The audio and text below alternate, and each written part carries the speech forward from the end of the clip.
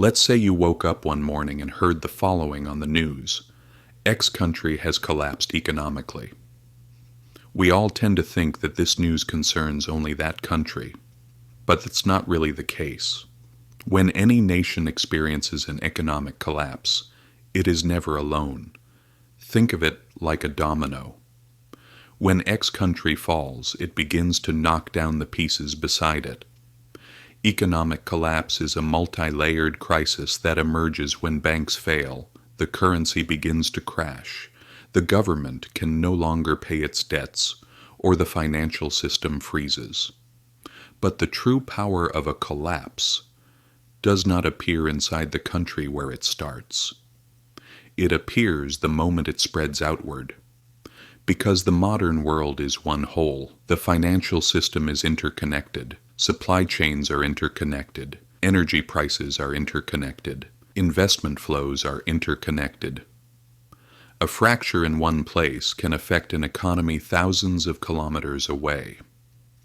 In the country where the crisis begins, banks first fail to find cash. The currency skyrockets, companies can no longer roll over their debt. The public panics and the government becomes unable to pay what it owes.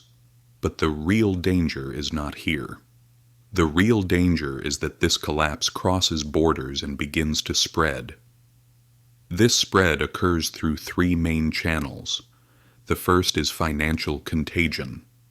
Foreign investors rapidly withdraw their money. Stock markets in other countries begin to fall. The bonds held by banks instantly lose value, and global liquidity tightens. The second is the trade shock.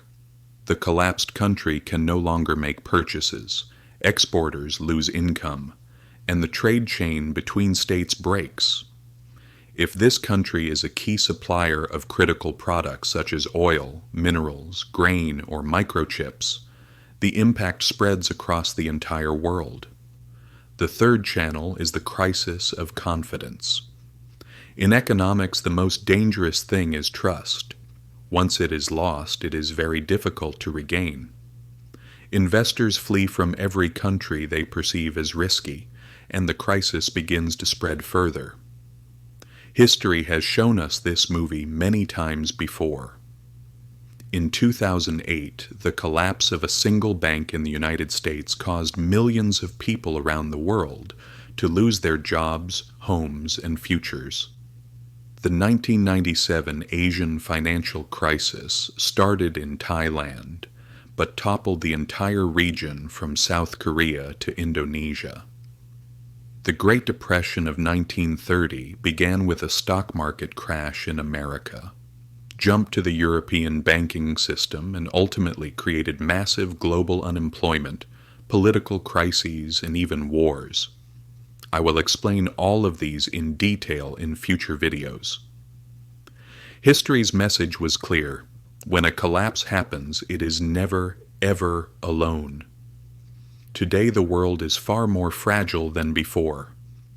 Money moves between countries in seconds. Supply chains stretch across entire continents. Digital banking spreads crises at the speed of light. And government debts are at historic highs.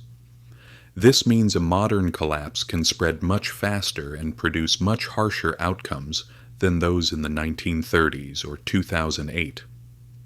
The consequences of economic collapse are not limited to numbers. They directly shake societies. Unemployment surges, migration waves emerge, crime increases, nations become polarized, and political regimes change. When an economy collapses, society begins to collapse sociologically as well. Because the economy is not just the economy, it is a country's social, political, and cultural structure. Today, the world lives on an economy chained together. If one link in this chain breaks, the entire system shakes. Remember this. Economic collapse is not the story of a single country, but the story of the entire world. And the truth history has shown us is very simple. When one stone falls, the others never remain standing.